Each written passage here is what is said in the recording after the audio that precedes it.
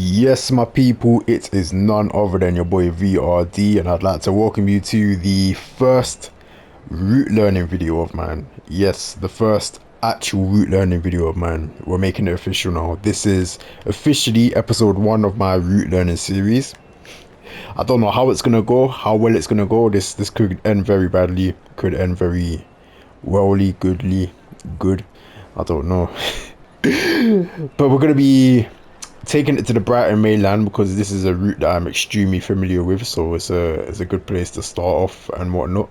Going to be driving an 8 carriage class 377 Electro Star from Brighton up to London Victoria, calling at, I'd assume, Hassocks, Burgess Hill, Haywards Heath, Gatwick Airport, East Croydon, Clapham Junction, and finally London Victoria. Distance of about 50 miles, and it takes about an hour and 10 minutes.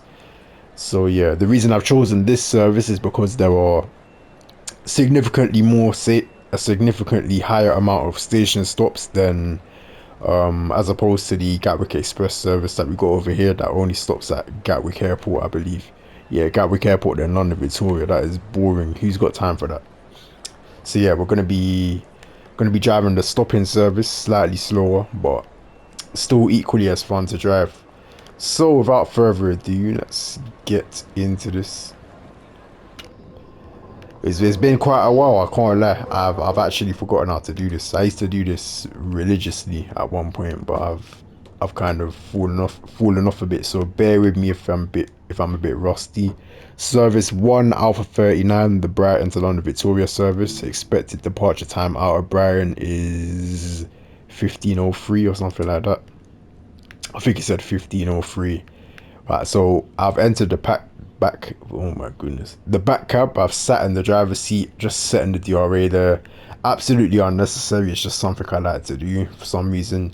Ensure that your master key isn't inserted as well. Sometimes the AI likes to leave the master key in there, so it is good practice to just come into the back cab here of the train that you intend to take command of when playing in free roam mode, just to show you got no master key inserted. Ensure your FNR switch is in the off position. Ensure your tail lights are set. That's more or less all you need to do in the back cab, to be honest. So get that door closed. Yep, we got 2 red tail lights being displayed. So we're now going to sprint up to the forward facing end of this 8 carriage class 377 Electro Star. Something that I used to do all the time, and nowadays I don't see the point of doing it, to be honest, but I'm still gonna do it because I want to be nice and disciplined and all that. Just open up the gangway. You know, in reality, in real life, this is a must. Like, you have to do this, but in train sim world, it's just sometimes I don't really see the point of doing it, to be honest. Also, while we're here, we're gonna turn off our tail lights as well, because it's a waste of tail light lifespan having these tail lights in between the 2 units set to on. They don't need to be on. So turn these ones off as well. There we go. So gangway is open, so we're now gonna make our way to the front of the train. Hold the phone. Wait. Hold on. Yeah, I knew I did that. It's a good thing I remembered. I would have been trying to take power like an idiot, and then not the train's not moving. I'm thinking, what's going on? I look at the TMS and I see there's that one driver's door open, like in the middle of the 8-car train. I have to walk back, and I end up running like 30 seconds late. No man, he's got time for that. So here we are in the front cab. Get the gangway doors configured correctly. So we got our hinged door here, we've got another hinged door here, and we got a sliding door here. So there are 3 doors that you have to deal with when configuring the cab for multi-unit running. Or if you're driving from here, then you'd have to close every single door.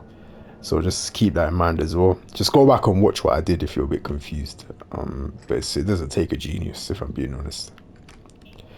Right, so I need to remember to call out what I'm doing. So now what we're doing is we're we are arming our safety systems. So the AWS automatic warning system isolation switch, turning that into the normal position. Driver safety device, DSD isolation switch, same thing, and the vigilance isolation switch, same thing. It's just these three switches here, so the first three switches. All the other ones you can't interact with them. On the class 387 over there, you are arming the same three switches, but they are positioned slightly differently in the 387. I think the AWS switch is here or something on the 387 for some unknown reason. I'm not sure what possessed them to do such a thing, but yeah. Gonna set our driver reminder appliance as well. Sit in the driver's seat. Insert our master key and turn it into the on position, and we are now going to press down on the D-pad twice to move the reverser from the off position to the neutral position. Let's go ahead and do that now. We're now going to press the AWS reset button to acknowledge the AWS self-test sequence. We're now going to turn our headlights into the day running position. So the headlight switch on the left here goes into the day running position because it's still daytime, and the tail light switch can remain in auto. Okay, we're not going to do the static brake test because this is a slightly more modern train, so we got our forced maximum brake application because of the open doors. That's a bit more complex, so you guys don't really need to worry about that if you're new to the game. I've now pressed the all release button on the left hand side to get the passenger doors open, so we can now let passengers board our train. Finally, we're going to go onto the PIS screen on the TMS. And okay, no, I don't want to do that. Let's press circle to get out of that. I'm playing on PS5, by the way. So when you're playing on the Brighton mainland, the quick way to find London Victoria is to, so when you go onto the PIS screen, you're going to be at the top of the destination list by default. So not in service is at the top of the destination list. From there, just press up 3 times and then you'll get to London Victoria. So you're going to jump to the bottom of the list and then you go up twice, then you'll be at London Victoria. There we go, confirm location and then exit. So that should have your destination display set to London Victoria. Let's pop outside. Yep, so we got our bright headlight shining from the non-driver's side. Not so bright LED star light shining from the driver's side, and our Cyclops light, which is not every train has it, but quite a few trains have it, the Cyclops light. Cyclops light shining from the top as well, and some electro stars have the additional light at the bottom, which I believe only illuminates when you're in the forward position and maybe the reverse position, I don't know. Any drivers of the electro stars, let me know. So yeah, we are now, that is the train fully configured for the journey up to London. I don't think we really need to do anything else. In reality, there would be a few more things. We'd have to set the GSMR, of course, but the GSMR hasn't been on some trains. The GSMR, no, I don't think the GSMR has been fully simulated yet on Train Sim World. I think we're yet to receive a fully simulated GSMR, but on some trains you can click the whatever this button is here on the top right. You can click that and it will register you on the GSMR network. But on this train in particular, it hasn't been simulated at all, so it's just blank. So yeah, we're gonna ignore that. Then we'd have to do our the TMS as well. That we've done that. So yeah, we're now configured and ready to depart. However, we've got about a good 17 minutes until our scheduled departure time. So yeah, I'm gonna edit down the video now, and I will catch you guys when we're ready to pull off and head up to London. Right, my people, so we've got about 40 seconds until our scheduled departure time. Tell a lie, we've got a minute until our scheduled departure time, but it is good practice, and this is practice that is This is practice. That is this is practiced in real life. You want to close your doors 30 seconds before your scheduled departure time. So we are scheduled to depart from Brighton at 15:03. So I'm gonna aim to whack the door close button at 15:02 and 30 seconds. We got a green signal as well. I have checked that. I did check that prior to this, but I forgot to call that out. Never close your door on a red signal. Always make sure your signal is either yellow or green before closing your doors. So I've pressed the door close button. Doors are closed. Just stepping out the cab, looking back. Although we don't have to because we would have dispatch staff in real life. Get those windows open as well because it is a nice hot day. We want to hear the sounds of the train. Right, final check of the signal. We have a green signal aspect with a letter M in the sorry box there, telling us that we are being routed up the main line towards London, which is what we need. So that is fine. We can reset our DRA now because we know that signal and routing is correct. Into forward, up on the D-pad, holding in L2 for the hill start button, releasing the brakes, still holding in L2 so we can see we got the 1 bar on the brake cylinder gauge reading there, selecting notch 1 of power, waiting for about a second, releasing L2, the hill start button, train begins to move, brake cylinder gauge reading falls down to 0. Upping it to notch 2 now. Speed limit departing Brighton is 25 miles an hour. So you guys can use the speed limit display at the slightly to the left at the top of the screen there. That tells us the current speed limit. That is going to be displayed throughout the entirety of this run. So feel free to use that for reference. Although I will be calling out all of these speed limit changes as well. But I just thought that it would be good to have that there as well. So speed limit's 25, so now shutting off the power and we're gonna roll up to the increase in the speed limit up to 40 miles an hour. So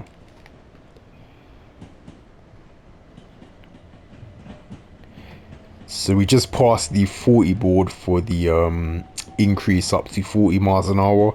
However, when driving trains and you come across an increase in the speed limit, the full length of your train needs to be clear of the board before you can accelerate up to the new speed limit. So we are an 8 carriage train, so now that the entirety of our train is clear of that, we can now accelerate up to 40 miles an hour.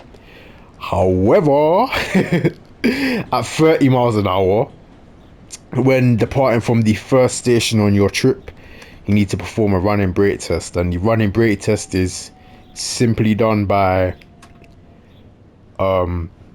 accelerating up to 30 miles an hour, then applying 50% of the train's braking force, reducing the speed by 10 miles an hour, and then that's it. That's the running brake test complete. That's all you need to do. That just ensures that the train brakes are functioning correctly before you attain any significant speed. Speed limit has now gone up to 75 miles an hour, by the way. I was unable to call out the exact location where it did increase up to 75 miles an hour because I was talking about the running brake test. But if you rewind the video ever so slightly by about 20 seconds, then you'll be able to see where it did go up to 75 miles an hour. But it's not too far beyond the increase up to 40 miles an hour. And in about 3/4 of a mile's time, speed limit will be increasing up to 90 miles an hour. This is Preston Park Station that we are passing through. We are not stopping here.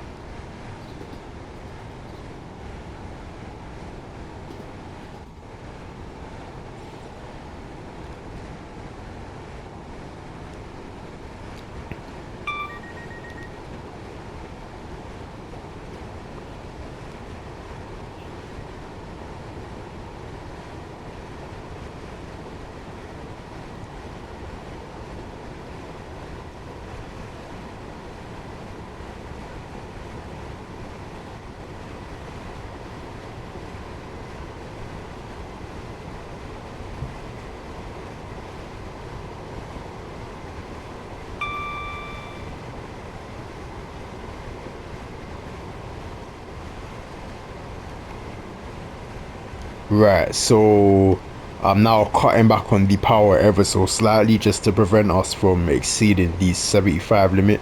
So I've gone back into notch 1 of power. Although the speed limit is now 90 miles an hour, so I'm going back into full power, aka notch 4, to continue accelerating.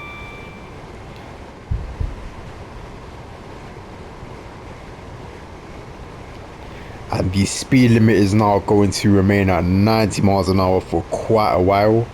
I believe it is up until Borkum Tunnel Junction, which is very far from here. I can't even give you an estimate of how many miles it is. That's how far away it is. I'd assume probably about 10 miles from here. 10 miles from here is probably yeah, maybe 10-15 miles from here is probably where the speed limit changes. So yeah, speed limit is to put it simply, 90 miles an hour is the ruling speed limit along the Brighton mainland up until Croydon. That's the simplest way to put it. But yeah, in about 15 to 20 miles time, we've got a decrease in the speed limit down to 80 miles an hour. So the first tunnel that we passed through a tunnel not too long ago. That is known as Patcham Tunnel. We're coming up on the second tunnel that we are going to pass through on this route, which is known as Clayton Tunnel. Clayton Tunnel is the longest tunnel on the Brighton mainland. It is a mile and a mile and a bit long. I can't remember the exact distance, so forgive me for that. But yeah, it's a mile and a bit long, very long. There was a horrible accident that happened coming through here as well back in the 19th century. We are getting close to 90 miles an hour as well, so if you were paying attention you would have seen that I reduced the power down to 50%, also known as notch 2 of power. Oops. And we're now speeding ever so slightly, so I'm shutting off the power completely.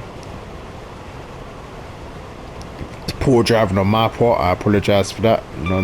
Not a good example from me at all. So we are now speeding. We're doing 91 miles an hour in the 90 limit, but because it's only 1 mile an hour above the speed limit, it doesn't warrant a tap on the brakes or anything like that, especially considering that we're gonna begin braking for Hassocks Station ever so shortly, in fact about now. So as you pass that GSMR mast, that tall GSMR mast to the left there, just after you come out of the tunnel, get a brake step 2 application in for Hassocks Station. That should bring you down on a decent deceleration curve. Littlehampton service just flew past us right there. This is only the braking points only apply for dry rail conditions, by the way. If you're traveling in wet rail conditions or anything like that, you're going to want to apply the brakes slightly earlier. I'm now jumping between brake steps 1 and 2. What I'm aiming for is a 30 mile an hour entry speed into the platform. We're doing 26 on entry, so that is we're within the threshold there. Obviously your entry speed is going to depend on the length of your train, of course, the gradient. There's a lot of factors that come into play when it comes to entry speeds, but take a look at my how to stop accurately at stations video if you need more help on that. But on this occasion it is about 25 miles an hour for an 8 carriage train coming into Hassocks Station northbound. And stopping position for an 8 carriage train northbound is about here at the PIS screen. Actually, oh, I think it was meant to be the one before you though. That is embarrassing. I stopped in the wrong place. Oh man. Alright. And when stopped at a station, brake step 3 neutral, then door release on the left. There we go, brilliant. Hassocks Station, my people, Hassocks Station. I can't believe that. Did I really? I was meant to stop back there at that PIS screen down there. I was really meant to stop there because we're only 8 carriages long. Because what it is, because the entrance to the station, it's dependent on where the entrance to the station is. Again, if you're new to the train scene, you're new to the game and all of that, your knowledge about trains isn't too advanced, then this is gonna sound like gibberish to you. It's gonna sound like alien talk, but obviously for someone like me, it's anyway.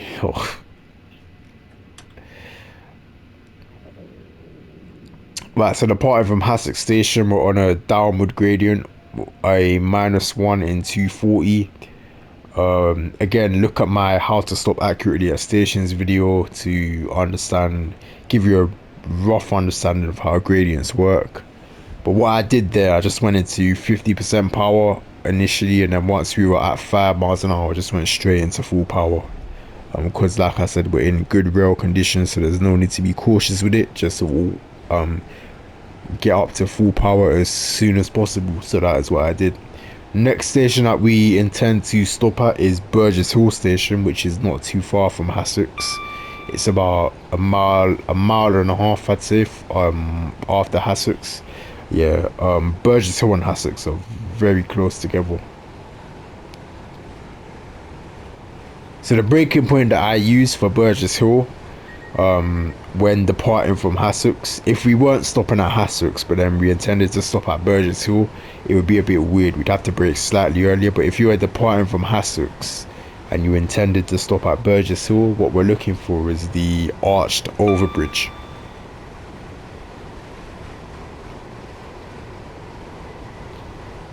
So you can see the arched overbridge coming up now, so we're gonna shut off the power completely. And as you pass beneath the arched overbridge, we're going to go into a 50% brake application, brake step 2. And you don't want to be in the 50% brake application for too long, so we're going to reduce it down to brake step 1 about now. It's just good practice to get the 50% brake application in initially. Me personally, I prefer to just use primarily brake step 1 applications, so 25%, but it apparently is good practice to get a brake step 2 application in initially and then reduce it down to brake step 1 afterwards. So that's what I'm going to be doing here. Again, aiming for that 30 mile an hour entry speed into the platform, which we have accomplished. So that reduction in the braking force down to 25% was bang on. It was a bit of a guess there as well, so I'm quite pleased with myself. And from there, we're just gonna sit about in brake step 1. This seems to be bringing us down on a decent deceleration curve. Gonna release the brakes ever so slightly. Just gonna release the brakes momentarily, just to creep up towards the stopping position there. What you're aiming to do is you're aiming to stop accurately with the least amount of adjustments to the braking settings as possible. That is what we call efficient driving. But anyway, yeah, we stopped accurately. So brake step 3, neutral and door release on the left, and aiming to stop with the stop board in the porthole window there. Or if you've got an offside door release, which I think we're gonna come across that in East Croydon, you want to make sure that the stop board is in the drop light window here. But when it's on the left, you want to make sure it's in this window here. Right, we're about a minute late. I don't know how that happened, but we're gonna get our doors closed. Brilliant stuff. Into forward, we're on level terrain, so we're not gonna bother with no hill start stuff or anything like that. Into 50% power. And into 100% power once we reach 5 miles an hour. Away we go. Next station is Hayward Heath.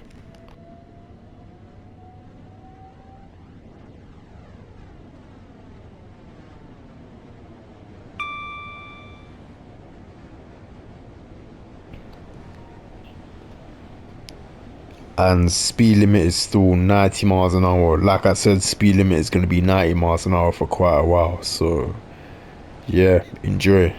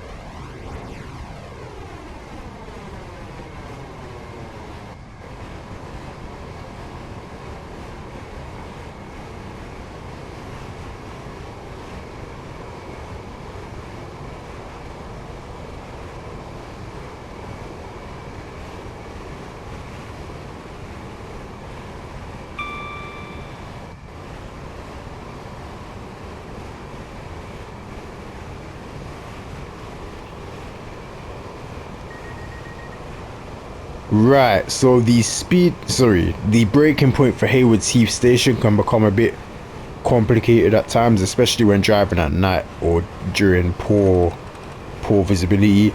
So those two overbridges that we passed beneath, you want to shut off the power just after passing beneath those, and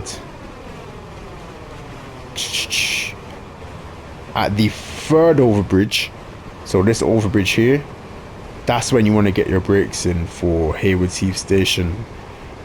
Again, brake step 2 application. Reduce it down to brake step 1 after about 5 seconds. So remember, for Haywards Heath Station in the northbound direction, look for the two overbridges that are relatively close to one another, and then when you get to the overbridge after that, that's when you want to get your brakes in. And that should bring you down to Haywards Heath Station on a fairly decent braking curve. And it is uphill coming into Haywards Heath, so the brakes are going to be more effective than they would normally be. So we're actually coming in a bit too slow here, to be honest. So we could have left the braking a bit later than we actually did, but better safe than sorry. Back into brake step 1. Stop in position at Haywards Heath northbound for an 8 carriage train is about 2/3 of the way along the platform, just by the staircase. So we're looking out for that now. There's a staircase there, so up and into brake step 2. Ooh, brake step 3 momentarily, a bit too fast. Back down to brake step 2. Brake step 1, releasing momentarily. Notch 1 of power just for a second there, just to give us that final push. And there we go, brake step 1, perfect. 3 to 9 carriage stop board, 8 carriages, so obviously stopped in the right place. Always come to a standing brake step 1 as well, guys, very important.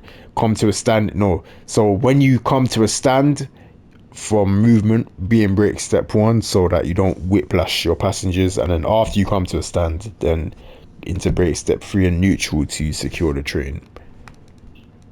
Departure time from Haywards Heath is 15:21. It is 15:21, so we're gonna get those doors closed.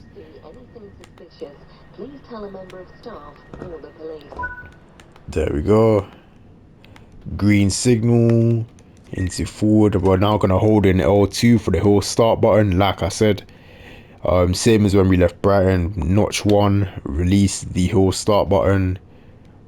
Once brake cylinder gauge reading falls to 0, up to notch 2. Final look back.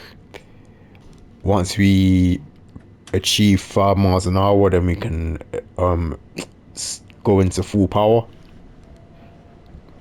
And we're away. Next station, Gatwick Airport. Speed limit 90 miles an hour, and we have a reduction in the speed limit down to 80 miles an hour in about 3.5 miles time. I'd say 3.5. I couldn't give you guys the accurate mileage of the reduction down to the speed limit reductions and whatnot. I can't give you the accurate mileage the way PTG Rail does. Shout out to him, because a lot of my videos are inspired by him. But yeah, I'd say the reduction down to 80 miles an hour from here is in about 3.5 miles time. So yeah. And there's a bit of a trick. There's a bit of a trick for slowing down for that. If you're smart about it, which I am, you can actually slow down for that without needing to use the brakes and contributing to the wear and tear of the brake pads. So I'm going to show you guys a little technique for that, for slowing down for that, once we get a bit closer to it.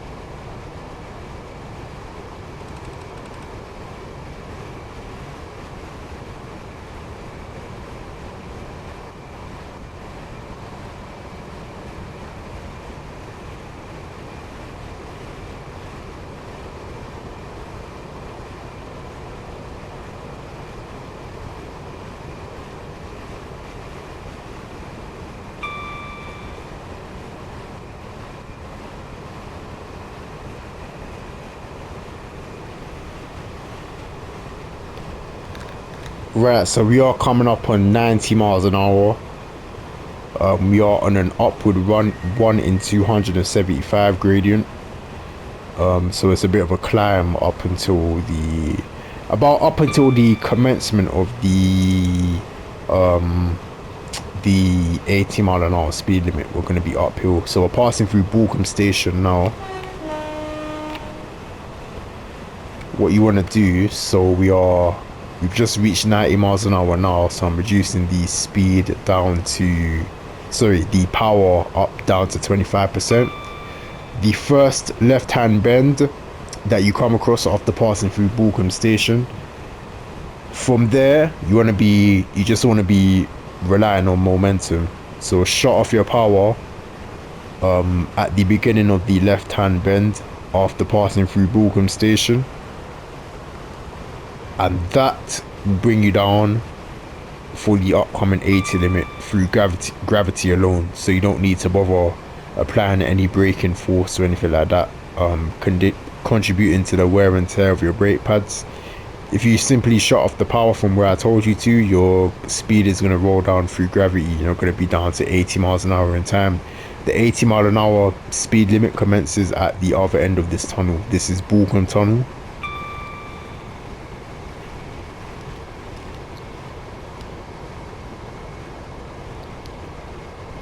It's quite a fun route to drive along the Brighton mainland.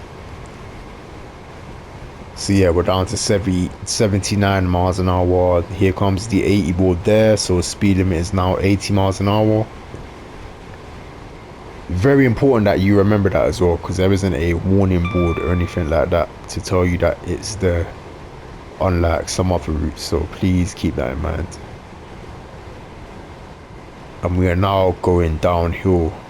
However, we're not going, the gradient isn't steep to the point where we don't have to apply any power. So what I'm going to do, we just passed the 90 board there, so once the full length of our train is cleared out, which it is now, I'm going to go back into full power momentarily to begin accelerating up towards 90. Once we get up to oh, sorry, my mistake, let's go back into full power there. Once we reach 88 miles an hour, I got 78 miles an hour confused with 88 miles an hour, which is rather foolish of me. Once we reach 88 miles an hour, because of the downward gradient that we are traveling on, we're going to shut off the power there, and gravity will bring us up to 90 miles an hour by the time we are ready to put the brakes on for Gatwick Airport Station, which is the next station that we intend on calling at. So we're going to shut off the power at about 88 miles an hour there.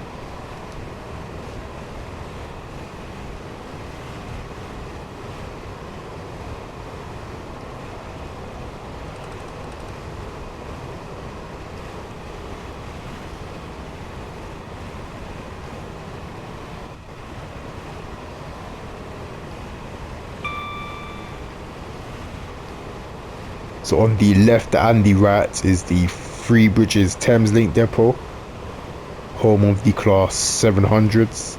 I believe it's mainly class 700 stroke ones that you'd find down here. You might get some stroke zeros as well, I'm not too sure.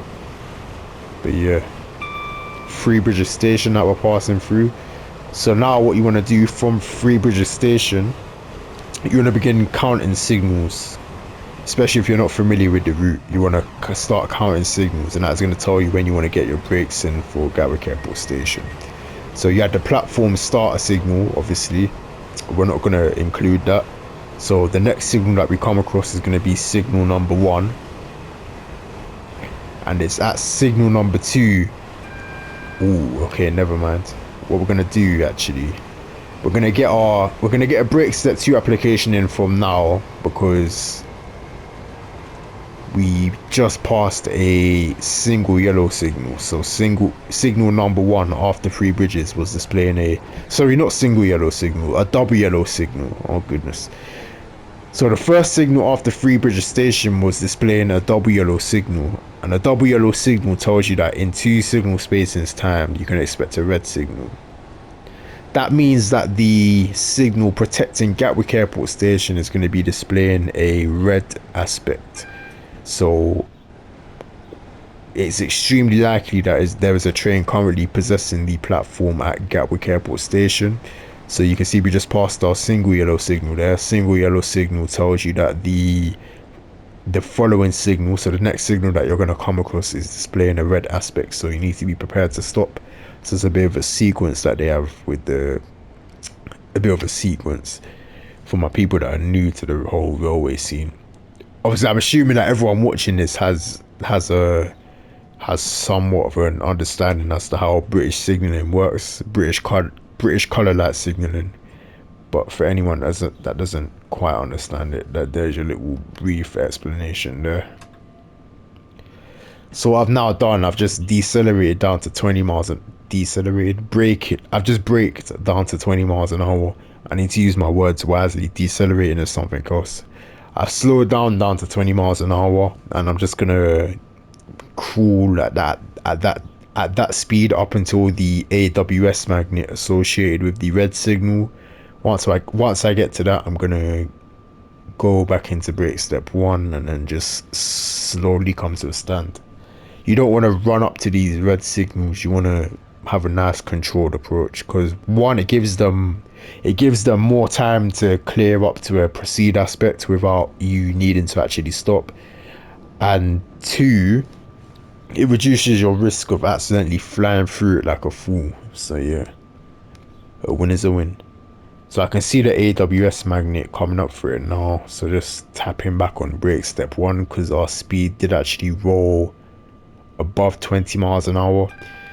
You always want to be going at no faster than 20 miles an hour when passing over the AWS magnet for a red signal. However, this is actually no longer a red signal. This is a double yellow. Okay, interesting.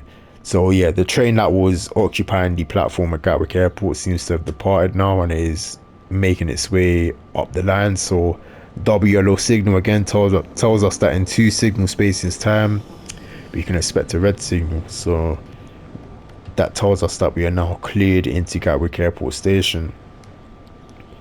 So I've accelerated up to 35 miles an hour and then I've shut off the power again, because the platforms at Gatwick Airport are literally right here.